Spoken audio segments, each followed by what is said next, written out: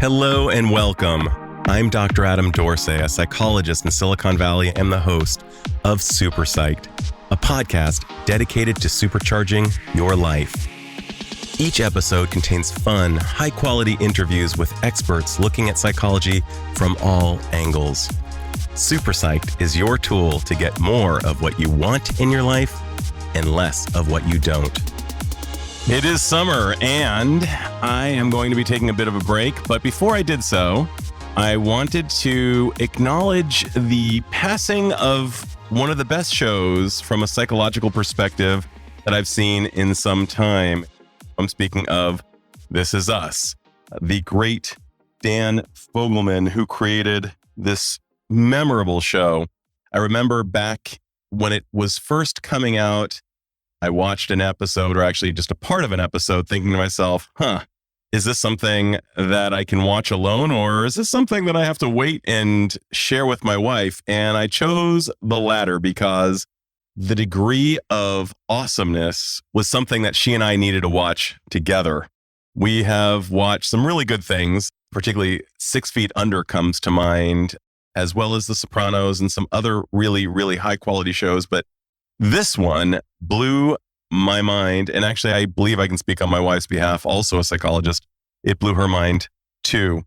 The thing I loved about this show is that it was about real people and you could feel their struggles. As much as I love Marvel and Thor and all these great superheroes and other works of fiction, the heroes are outside of the grasp of mere mortals like me, for example. And in the case of This Is Us, I felt a connection with all of them. I felt like as good of a father as Jack or Randall were, I could aim to be a father like that. They were within the realm. They had real conflicts and real relationships, and mature ones at that. And they had repairs and resolution. It was incredible to watch people as they cared more about the relationship than necessarily being right. And even though they may have fallen out of relationship for a period of time, they were able to find their ways back to each other. If you haven't seen this show, fear not, I'm not going to be giving away any spoilers whatsoever, but there was a passionate marriage. There were passionate marriages in general, actually. And oftentimes, in my view, the relationships that have gone on for a long time, you don't feel their passion. You feel it more at the outset of the relationship. These were long-standing relationships that were still loving, passionate, and it was really, really moving to witness. The parenting was excellent and not perfect, of course. Again, relatable. And when the parents engaged in a misfire, they would apologize.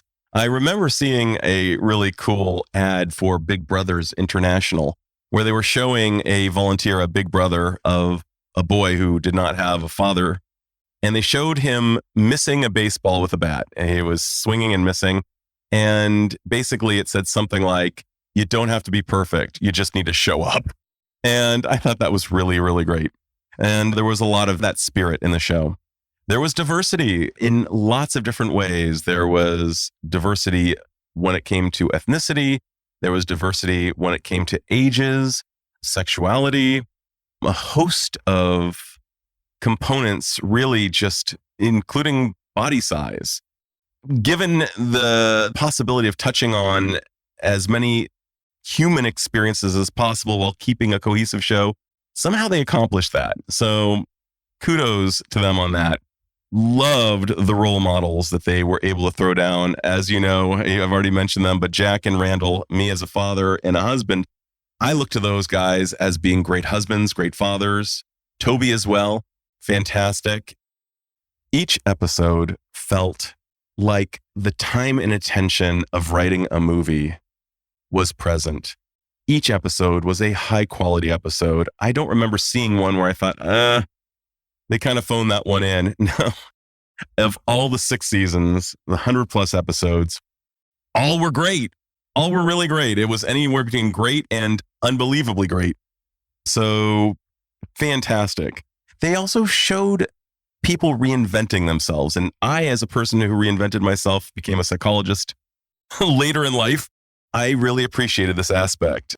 A lot of people, when you see them in fiction, you can kind of put a fork in them. They're done evolving. But no, everyone in This Is Us was constantly evolving, constantly claiming their best lives, becoming more of who they were meant to be. And there was philosophical profundity throughout. There was psychological profundity. There was philosophical profundity with regard to the meaning of life and how we might remember things. There's a moment that you'll see Sylvester Stallone weighing in on his ideas around philosophy and existence. And that's really powerful too. There was a 12-step in addiction component to it that really got into the weeds there and really allowed you to feel viscerally and care compassionately about the people struggling in that space. There was the use of therapy. Psychotherapy was there. And that was really cool to bear witness to as well. Tons of humor, tons of levity. So it wasn't just gravity. There was a lot of levity. And let's face it, shared laughter is one of the greatest of human experiences. And This Is Us totally rocked that domain.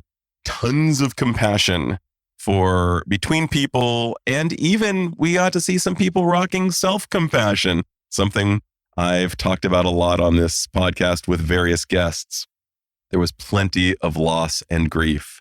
So much loss, so much grief. And if there's one thing that would be great for us to get good at doing better, in addition to self-compassion and compassion in general, it would be our abilities to attend to grief. And this show really dealt with that in a very respectful, humanistic way. And that was just beautiful. We got to see adoption and that experience and some of the complexities therein, as well as divorce and good co-parenting after a divorce. Talked about disabilities, various forms, and that was very touching as well. And even war and PTSD come on the scene as part of the human experience that's described and discussed throughout the show. Absolutely gorgeous, the way they attended to these things. Just a few other points, and that was that they talked about cultural identification and the struggles and the isolation that people may feel when they don't feel culturally connected to perhaps their ethnicity or their culture in general, and trying to grapple with that. We get to see some of that, as well as just the general trade-offs in life that people need to engage in, the cost-benefit analyses that all of us need to do on the daily. So, my dear listeners, as I go on this brief summer break before season 3 of Super Psyched, I want to thank all of you for listening to the podcast. And I am positive you are going to love what comes your way on this podcast in season 3. Thanks again. And if you feel so compelled, please share, rate, and like my episodes. All of these social media interventions on your part help a ton. Happy summer. Look forward to sharing with you, in all likelihood, in the later part of July. All right. Bye for now. This is Dr. Adam Dorsey thanking you for listening to Super Psyched. If you know anyone who might like it or who might benefit from listening, share it. And if you like the episode, please hit subscribe.